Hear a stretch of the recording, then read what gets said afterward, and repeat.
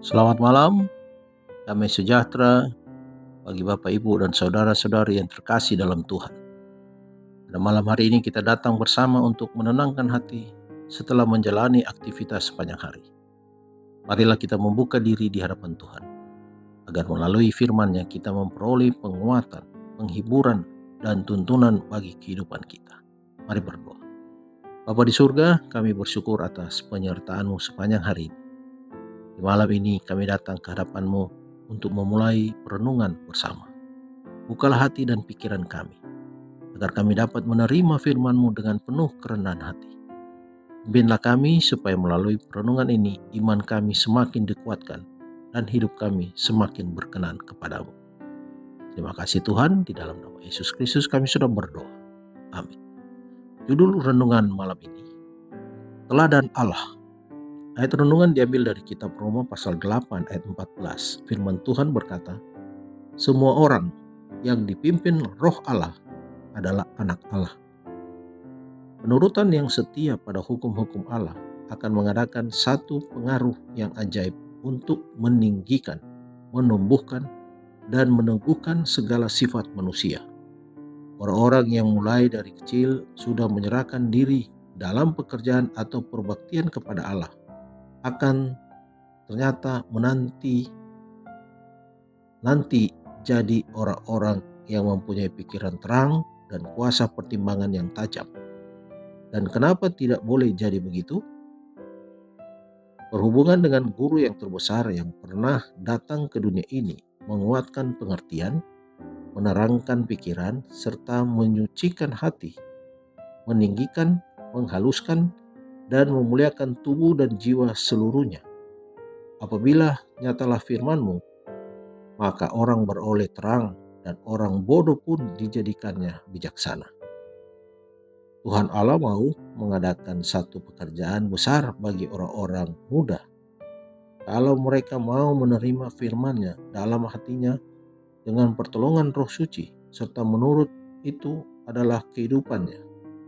Dia selalu berusaha untuk menarik orang-orang muda kepadanya, yang menjadi sumber segala pengetahuan dan pohon segala rahmat, kesucian, dan kebenaran. Pikiran yang selalu dipenuhi dengan perkara-perkara yang tinggi-tinggi dengan sendirinya menjadi mulia. Dicatat dalam buku Sign of the Times Desember 1, 1881. Jikalau rahmat Allah sudah menduduki hati, lalu bisa dilihat bahwa segala keinginan dan nafsu kejahatan yang diwarisi dan ditumbuhkan di dalamnya harus dipalangkan. Satu kehidupan baru dengan peraturan baru mesti mulai berlaku dalam jiwa. Segala perkara yang dibuat mesti dibuat untuk memuliakan Allah. Dalam pekerjaan ini terhitung keadaan lahir dan batin manusia. Segenap keadaan manusia, tubuh, jiwa, dan rohnya harus takluk di bawah kuasa Allah untuk dipakai olehnya sebagai perkakas kebenaran. Sifat alami laki-laki dan perempuan tidak tunduk kepada hukum Allah, dan sesungguhnya dengan kuasanya sendiri hal itu mustahil. Tetapi oleh iman, seorang yang telah dibaharui tiap-tiap hari hidup sebagaimana kehidupan Kristen.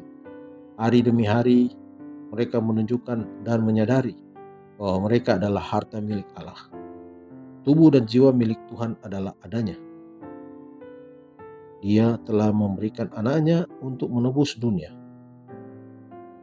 Dan oleh sebab itu, kita telah diizinkan untuk memulai satu kehidupan yang baru.